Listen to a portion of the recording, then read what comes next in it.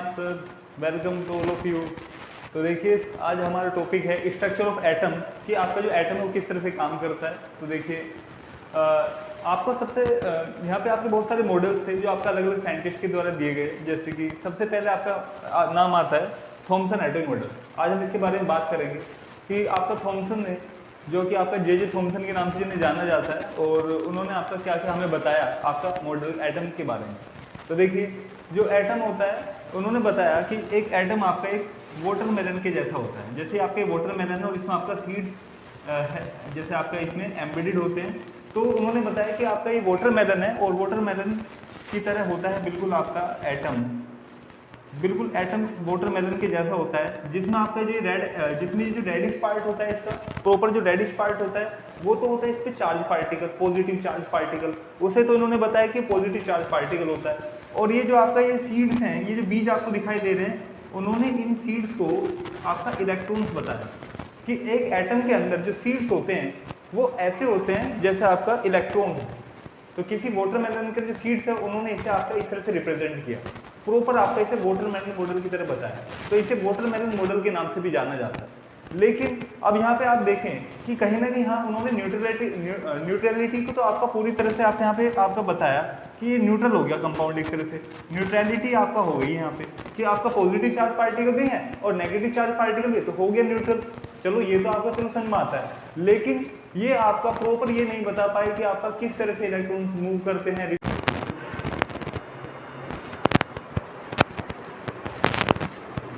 तो देखिए अब उसके बाद आपका है रदरफोर्ड। तो देखिए रदरफोर्ड जो थे उन्होंने आपका क्या बताया हमें एटॉमिक मॉडल के बारे में, ये मैं आपको बताता हूँ। उन्होंने आपका एक एक्सपेरिमेंट किया जिसे आपका एल्फर एक्सपेरिमेंट के नाम से भी जान सकते हैं, आप गोल्ड एक्सपेरिमेंट के नाम से।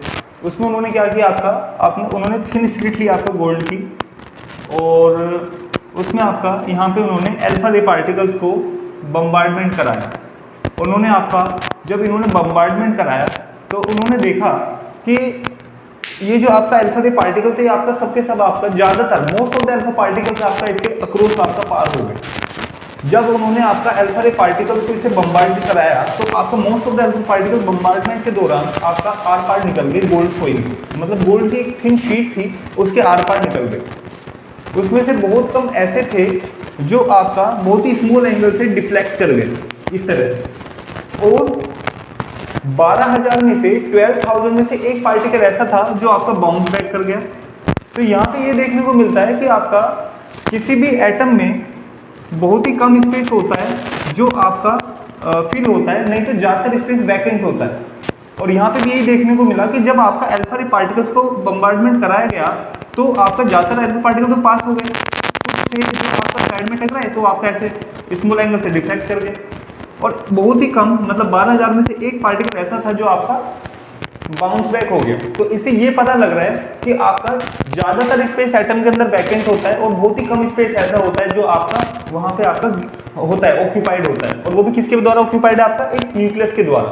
इसी वजह से आपके इलेक्ट्रॉन्स या तो स्मॉल एंगल से डिफ्लेक्ट हो रहे हैं या फिर आपका बाउंस बैक हो रहे हैं। तो ये पता लगा हमें इनके मॉडल के द्वारा कि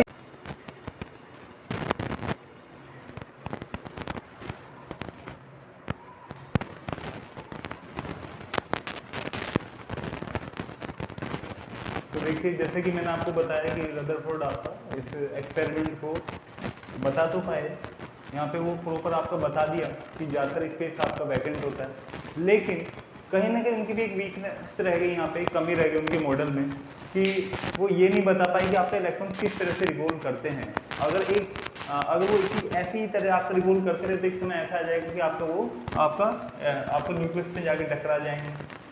तो इसे आपको दूर करने के लिए आए बोर, इन्होंने आपका मॉडल दिया बोर एटॉमिक मॉडल। तो अब मैं आपको बोर एटॉमिक मॉडल के बारे में बताता हूँ। तो देखिए नील्स बोर के द्वारा दिया गया, इसमें आपको उन्होंने बताया कि किसी भी एटम के अंदर आपका बीच में न्यूक्लियस मौजूद होता है, उसके चारों ओर आपका शेल्स मौजूद होती हैं, और जो इलेक्ट्रॉन एक पर्टिकुलर शेल में आपका रिवॉल्व करते हैं। अगर कोई आपका पहली शेल में कोई इलेक्ट्रॉन आपका रिवॉल्व करता है तो वो आपका एक फिक्स एनर्जी के साथ रिवॉल्व करेगा, उसकी जो एनर्जी आपका -13.6 इलेक्ट्रॉन वोल्ट होगी। अगर कोई आपका सेकंड शेल में रिवॉल्व करता है तो उसकी एनर्जी आपका -3.4 इलेक्ट्रॉन वोल्ट होगी, और अगर कोई आपका थर्ड शेल में रिवॉल्व करता है तो उसकी एनर्जी -1.51 इलेक्ट्रॉन वोल्ट होगी। तो ये आपका पर्टिकुलर एनर्जी लेवल्स के साथ में आपका इलेक्ट्रॉन्स रिवॉल्व करते हैं।